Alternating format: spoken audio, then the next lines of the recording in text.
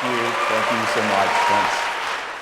So the first question I have for you is, how many of you figured out it was going to be me that played drum set tonight?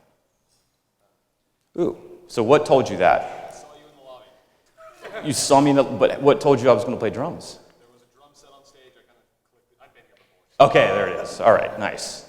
All right, anybody else? Another one. Yes. Came in looking for my phone. You were on stage. Okay. See, that's cheating. You can't do that. All right, but that's good, though, because that means that you're paying attention to your environment, which is exactly what I'm going to talk about tonight. And the only reason why I really did that. So there's a myriad of different thoughts that went through all your heads when you saw me come on stage. You're like, okay, is this guy a professional musician? And then for all the drummers, where you're at, let me see your hands. You're like, okay, is this dude going to reef it off the left or what? You know, but at the end of the day, being familiar with the kit and the surroundings, I wasn't familiar with that kit or the surrounding that I was playing in necessarily. But at the end of the day, I knew I had to play something. I was like, all right, should I jazz it up, or should I rock it up, or should I funk it up? You know, so I kind of did a little bit of all of it. Threw some Afro-Cuban in there too.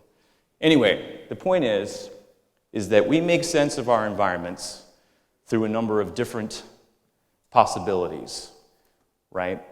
This is a new place for some of you. How many of you guys are here for the first time? Wow, that's a lot. That's awesome too. How about the second time?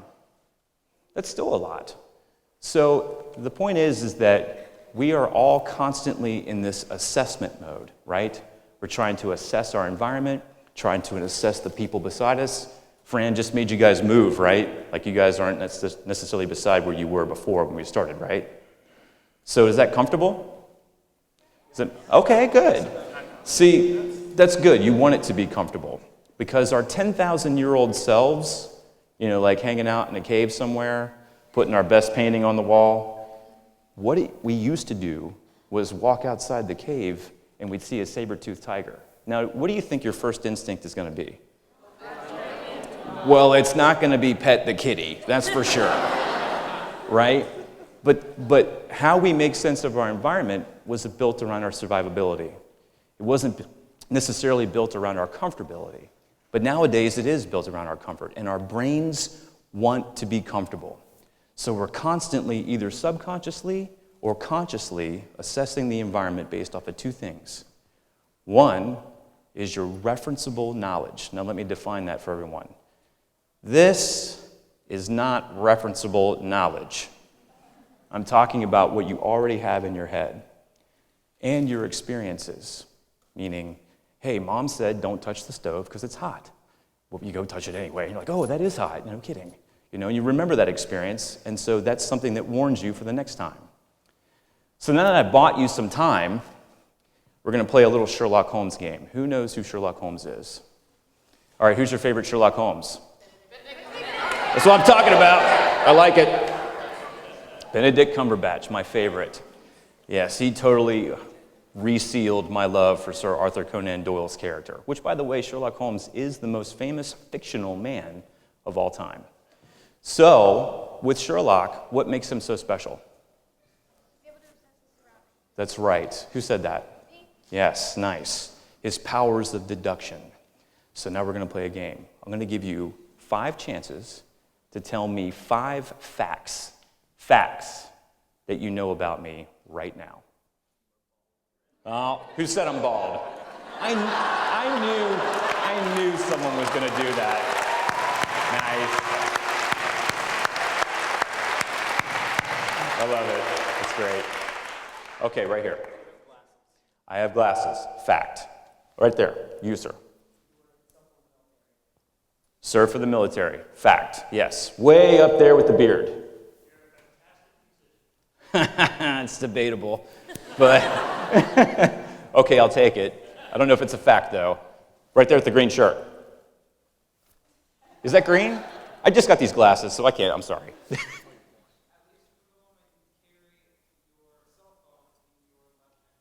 Okay, fact. Yeah. That's awesome, though. Good. All right, hang on. Let me get one over here. Yes. You're more than 1 day old. More than 1 day old. That's very factual. Yes. All right, we're going to go a little deep. We're going to give you a couple more chances in. Yes, right here. I'm married. Excellent. Yes. And then you right here. You're on a busy schedule. What tells you that?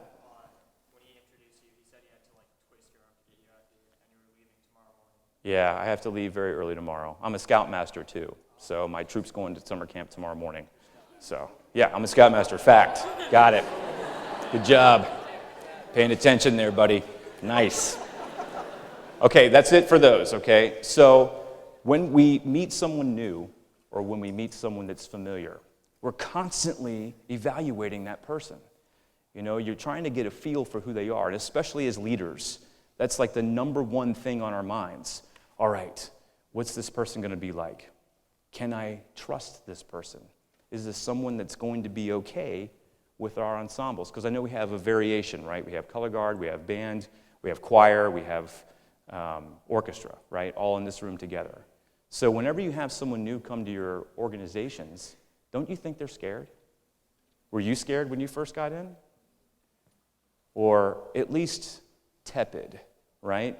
Because for the most part, this group is really boisterous, right? I mean, everyone's like, yeah, man, here we go, you know?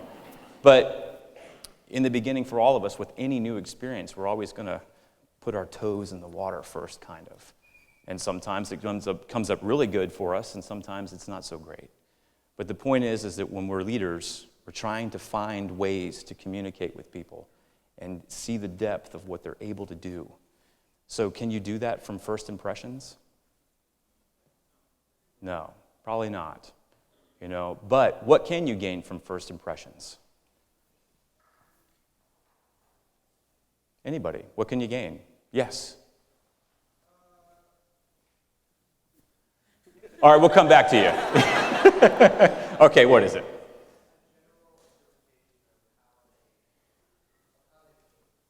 Okay, yes. And you're going to build that first impression off of two things, right?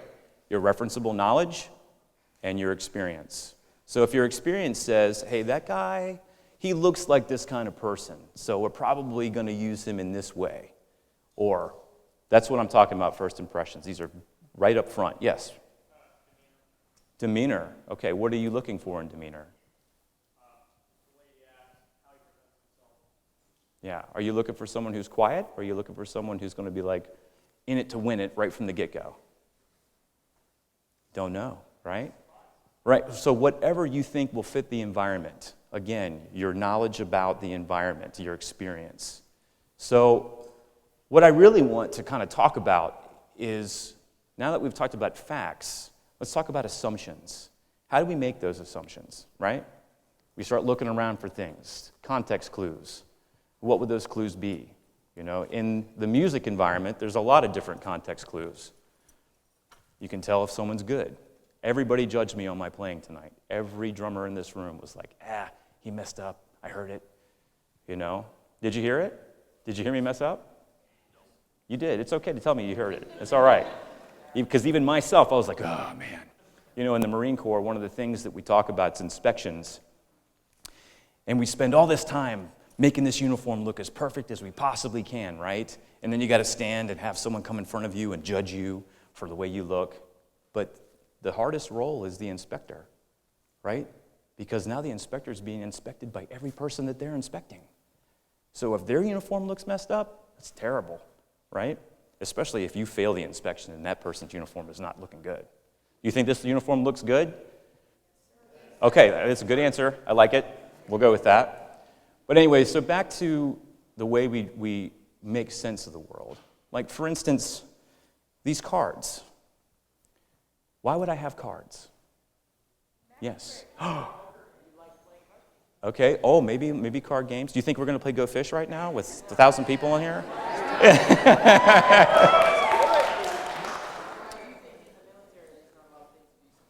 That's right. Okay, so I deliberately did something that doesn't make sense, right? Why would a guy in a full uniform have cards in his hand for this presentation? So we drew a conclusion. Who said magic? You did right there. How many other people thought magic? As soon as I brought the cards out, right? Guess what? I don't know any magic. I know none. But what I did was what magicians do before they start to perform magic, right? It's part of misdirection. It's what they do, right? From the very get-go, the way they take it out of the box, maybe some kind of elegance incorporated with that, and like fanning the cards. And then some of you probably even were like, I know exactly what trick he's going to do. I know what he's going to do. And some people were thinking, I hope he does magic. I love magic, you know? And then others of you are like, why does he have cards in his hand? But everybody was trying to make sense of something that seemed deliberately nonsensical, right? So I deliberately misled you to show you how the brain wants to make sense of things. How many people are in marching band? Okay, thank you. What is worse than not making your dot? Right?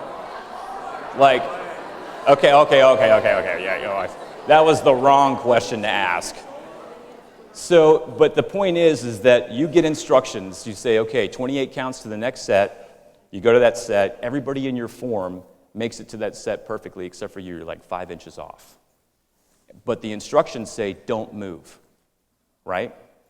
So, but you want to move because you don't like to look like you're wrong, right? Because your brain does not want to be uncomfortable. And it naturally does that, going way, way back for survivability.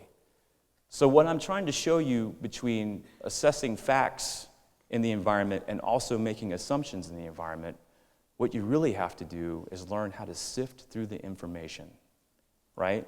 Like it was logical for you to think that I'm going to do a card trick because I bring cards out into this environment.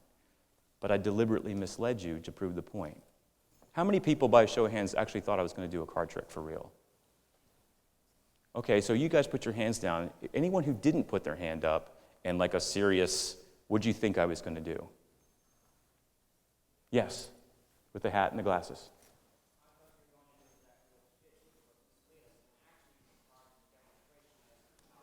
That's awesome. Good. Man, that's great. You right there. Yes, sir. One more time? Oh, okay. Right on. All right. Yes, you? 52 pickup. It's a good game. Yes, I know it well. So anyway, the real point of what I'm trying to communicate is when we're trying to lead people, we gain their trust because we give them the space to earn our confidence. To give people space like that, you have to be able to sift through first impressions. You have to do it. I've done it so many times as a Marine. This is literally my 25th year as a Marine. And I've seen so many people come and go, you know, and at first I'm like, oh, I know exactly what this person's going to be like. Totally wrong, not even close. So try not to do that. Because sometimes the quiet ones end up being the loud ones. And sometimes the one you think are going to be the loud ones are really quiet. And then sometimes the guys that you think are like really big and they're muscular and they can do a bunch of stuff, sometimes they end up being the weak ones. A short story, when I was in boot camp, my first night on Parris Island, I went down with a train full of other recruits. And I was sizing up all those guys, and I'm like, man, I'm nowhere near as muscular as these guys are. I'm nowhere near as physically fit. And then that night when we were laying in bed and everyone realized we were on the island, I heard all of them crying, all of them. And I was like, oh my gosh, I can't believe these dudes are actually crying. Like I thought they would be like, fine. And here I am like, I can't believe I can't call home, you know? But the bottom line is you never know. But the only way you can figure it out is if you take the time to create the space so that the person you're meeting, even if they're familiar, has the time to prove to you their credibility. Thanks so much. Thank you.